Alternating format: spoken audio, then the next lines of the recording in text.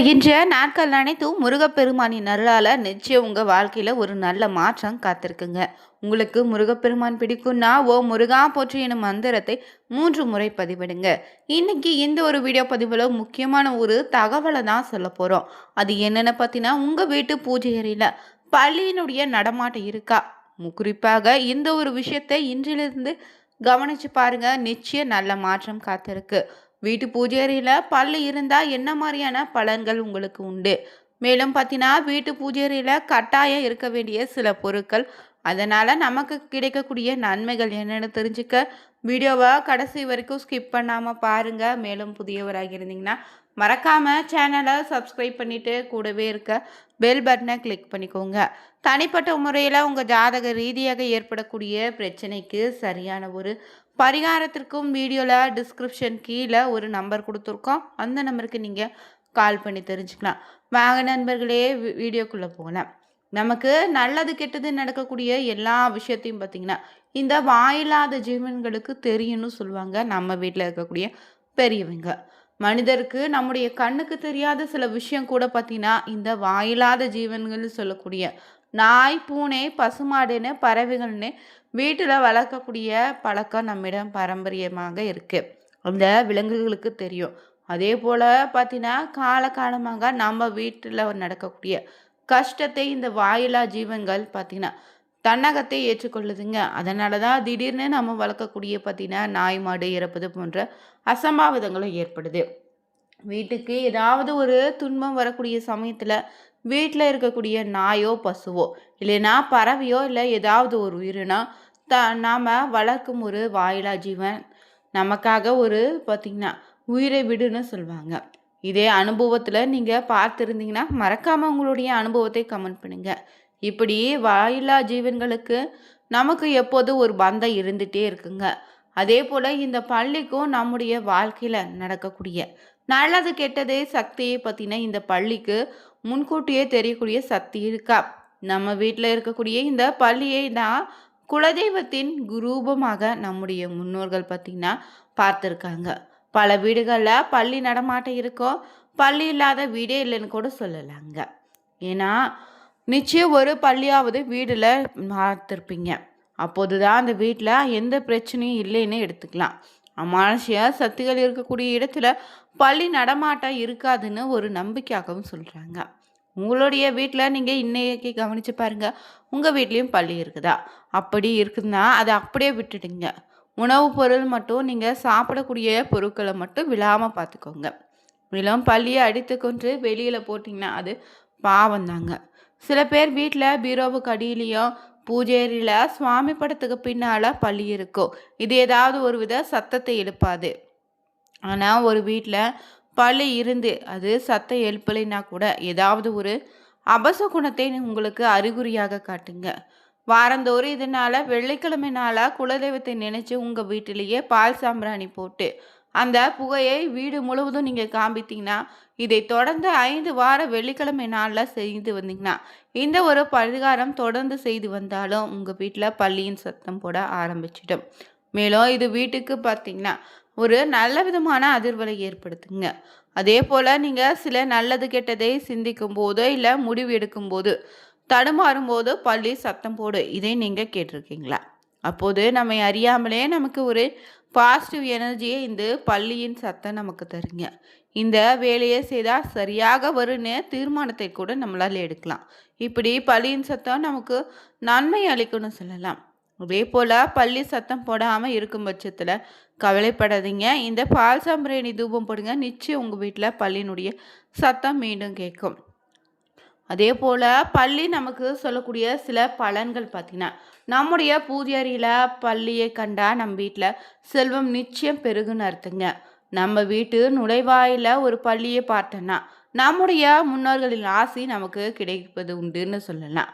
நமக்கு பித்ருக்கள் நம் வீட்டில் குடியேறி இருப்பதாக நம்ம எடுத்துக்கலாம்.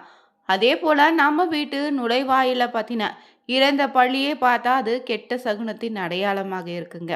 ஏதோ அதனால் அடுத்த நாள் எழுந்து பார்த்திங்கன்னா அந்த நாளே தலைக்கு குளிச்சுட்டு உங்கள் குலதெய்வ கோவிலுக்கு சென்று தீபமேற்றி வழிபடுங்க. நிச்சயம் எந்தவித அசம்பாவிதமும் ஏற்படாது.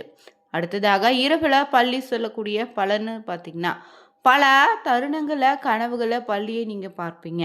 கனவுல ஒரு பள்ளியை நீங்கள் துரத்துவது போல கனவு கண்டீங்கன்னா, நீங்கள் முன்ஜென்மத்திலிருந்து முயற்சி செய்த ஒரு விஷயம் இப்போது விரைவில் உங்களுக்கு பார்த்தீங்கன்னா வெற்றியாக மாறுன்னு எடுத்துக்கலாம். இதே போல் 2 பள்ளிகள் சண்டையிடுவது போல நீங்கள் கனவுல பார்த்தீங்கன்னா, வீட்டில் இதனால் குடும்ப உறுப்பினர்களிடையே சண்டை ஏற்படுன்னு அர்த்தங்க. அதே போல் ஒரு பள்ளி தரையில் ஊர்ந்து செல்வதே நிலநடுக்கம் ஏற்பட போகுதுன்னு அர்த்தமா.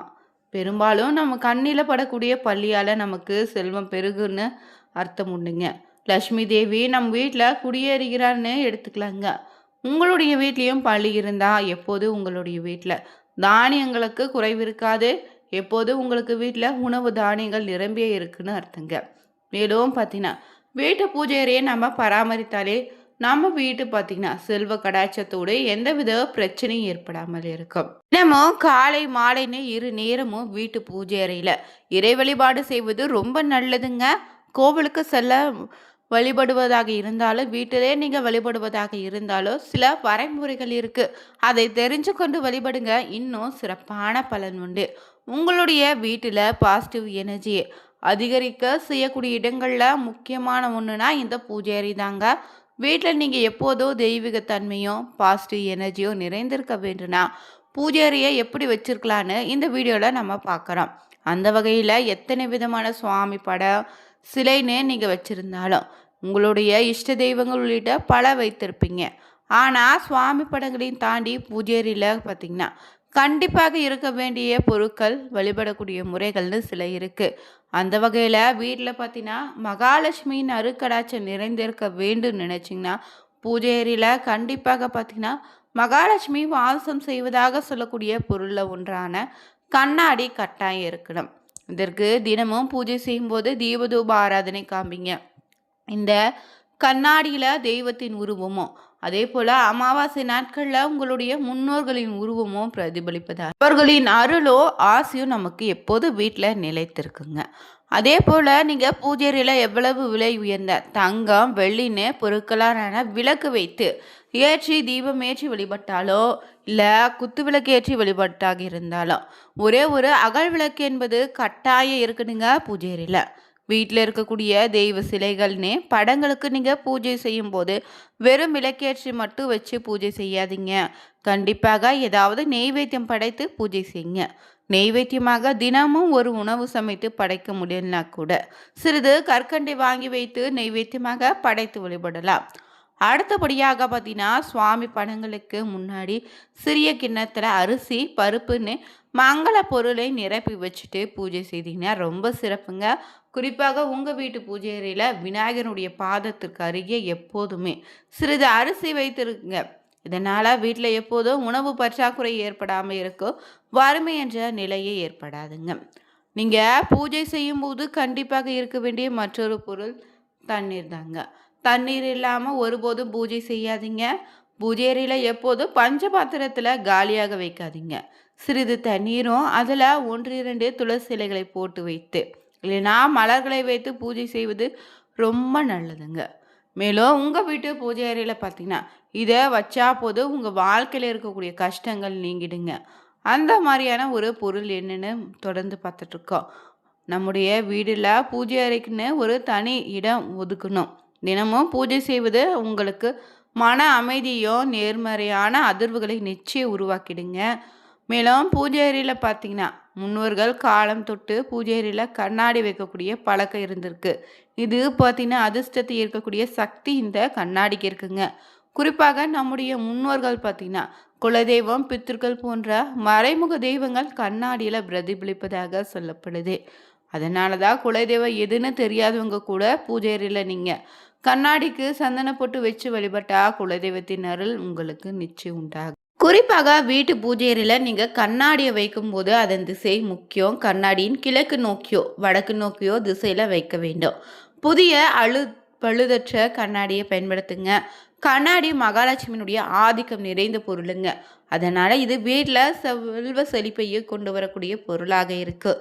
எளிய வாஸ்து விதியை பின்பற்றுவதன் மூலம் நிச்சயம் உங்கள் வாழ்க்கையில் பார்த்திங்கன்னா இருக்கக்கூடிய பிரச்சனைகள் விலகிடுங்க. அதே போல் வீட்டு பூஜை அறையில் எப்போதும் சுத்தமாக வச்சுக்கோங்க. வீட்டு பூஜை அறையில் பார்த்திங்கன்னா பள்ளியினுடைய நடமாட்டம் இருந்தால் நிச்சயம் உங்கள் குலதெய்வத்தின் அருளோ முன்னோர்களினுடைய அருளும் உண்டுங்க. உங்கள் வீட்டில் பார்த்தீங்கன்னா பள்ளியினுடைய நடமாட்டம் இருந்தோ சத்தம் எழுப்பாமல் இருந்தா கவலைப்படாதுங்க. பால் சாம்பிராணி போட்டு பார்த்தீங்கன்னா வீடு முழுவதும் பார்த்தீங்கன்னா அந்த புகையை பரப்பு செய்தால் நிச்சயம் பள்ளியினுடைய சத்தம் கேட்கும். அதே போல் நீங்கள் ஏதாவது ஒரு முக்கியமான விஷயங்களுக்கு பார்த்தீங்கன்னா முடிவு எடுக்கக்கூடிய நேரத்தில் பள்ளியினுடைய சத்தம் கேட்டா அந்த முடிவு நிச்சயம் உங்களுக்கு வெற்றியாக மாறுங்க. இந்த வீடியோ பதிவு உங்களுக்கு பிடிச்சிருந்தா நீங்களும் பள்ளியினுடைய சத்தத்தை கேட்டு முடிவெடுத்து வாழ்க்கையில் மாற்றத்தை ஏற்படுத்திய ஒரு நிகழ்வை மறக்காமல் கமெண்ட் பண்ணுங்க. வீடியோ பிடிச்சிருந்தா ஓ முருகா போற்றி எனும் மந்திரத்தை 3 முறை பதிவிடுங்க. அனைவருக்கும் நன்றி நண்பர்களே.